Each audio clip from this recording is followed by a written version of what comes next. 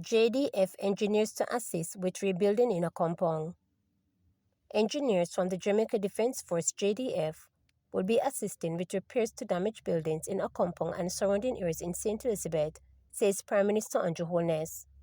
Approximately 80% of the structures in the historical Maroon community, which has about 260 houses, were destroyed or damaged during the passage of Hurricane Melissa. Speaking during a visit to the community on Sunday, Holness said that engineering corps from other countries will also assist in the rebuilding effort. We have officers from Ethiopia, Ghana, and several other countries said they would be willing to help. As soon as those are confirmed, in terms of the date that they will come, then I will direct some of them here and to some of the other districts surrounding a compound so that the restoration can begin, he informed.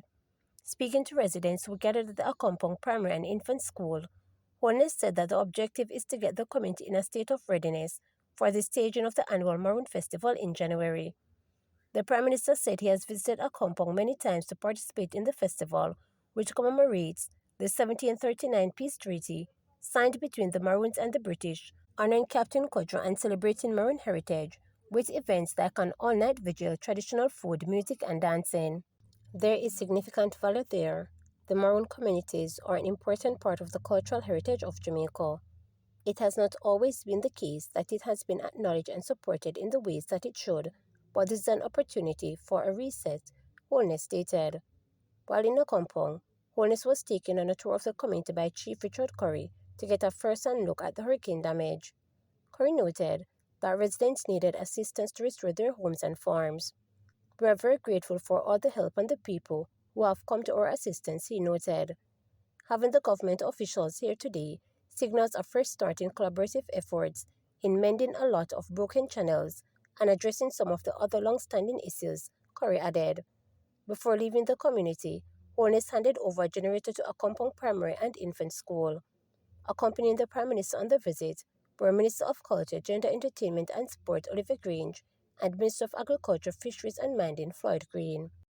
NRSC says 102 children have died on the nation roads in the last 5 years.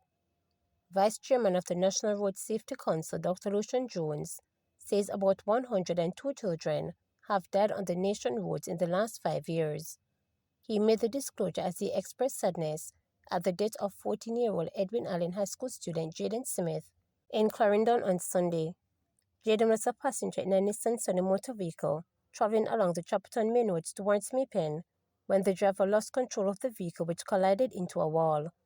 Both occupants were taken to hospital where Jaden was pronounced dead. According to Dr. Jones, Jaden's death brings the reported road fatalities since the start of the year to 346. He said Jaden's death brings to sharp focus the need for the nation to protect its children. He is again urging road users to obey road code and is calling for a sanction to be imposed on those who do not.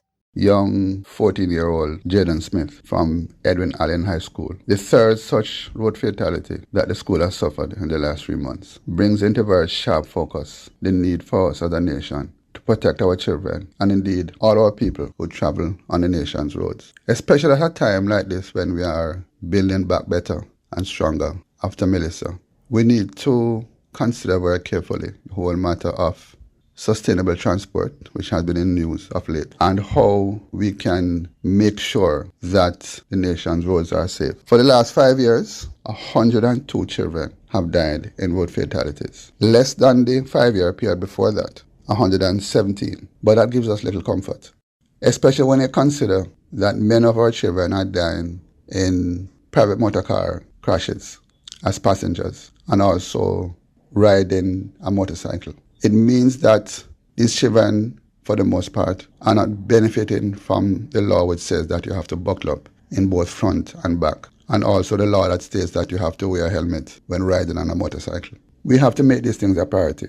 Our children are present and future, and we therefore need to make sure that all the laws that are in place that would help to remove drivers who persist in speeding who persist in drinking and driving and smoking marijuana and driving. We have to make sure that these laws work and that sanctions are applied when people are breaking the law. Appealing is always good. Educating is good. But unless people are sanctioned when they do wrong, then we'll continue to lose our children and others too. This has to stop. One person in custody and 4 firearms seized following routine checks of Hurricane Melissa relief items coming into the country. The Jamaica Customs Agency JCA says one person has been arrested in relation to the seizure of 4 illegal firearms during routine checks of Hurricane Melissa relief items coming into the country.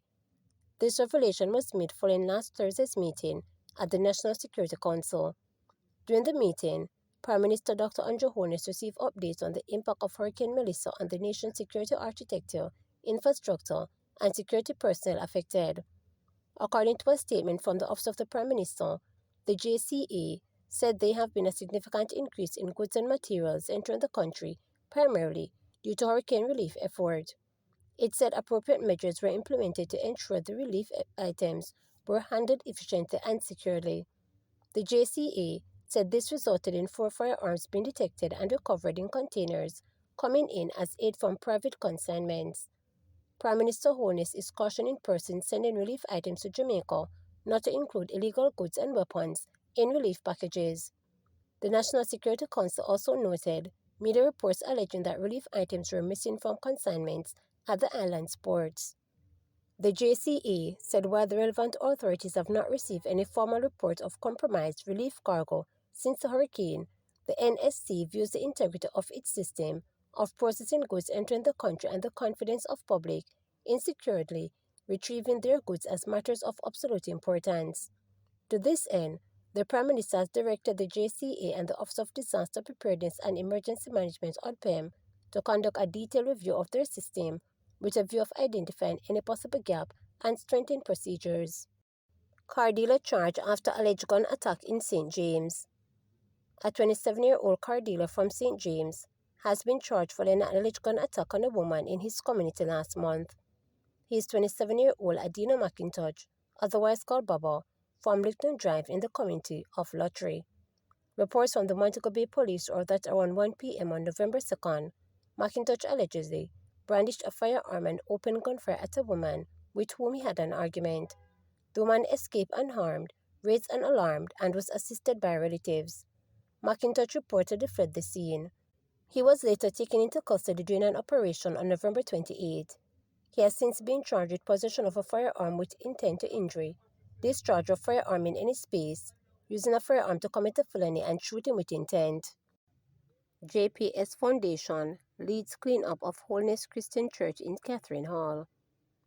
JPS Foundation, through its volunteers on location to serve, joined recovery efforts in Catherine Hall, St. James last Thursday, lending support to the Holiness Christian Church and delivering relief aid to residents.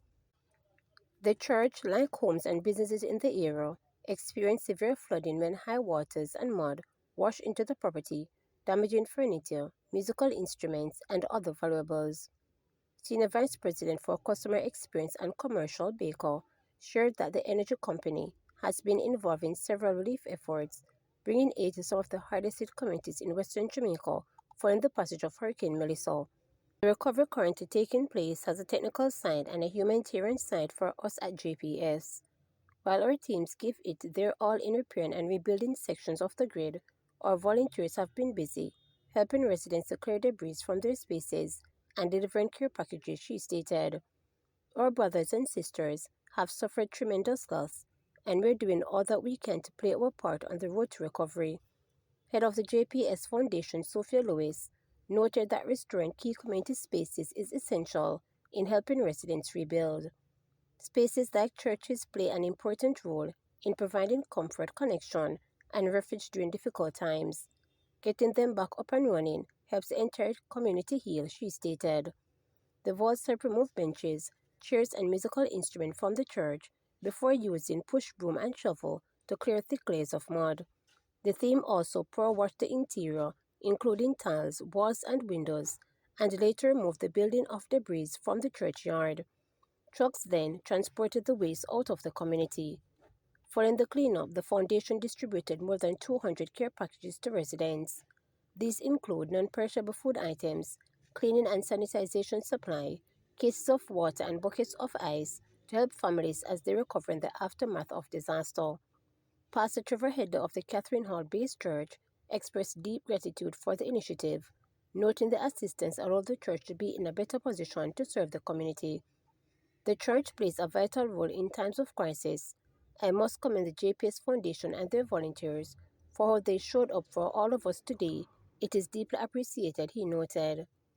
Representatives of the vote later joined Digital Foundation in the neighboring West Green community, helping to deliver aid to special education unit at the Catherine Hall Primary School. To subscribe, like, share, and click the notification bell for daily updates.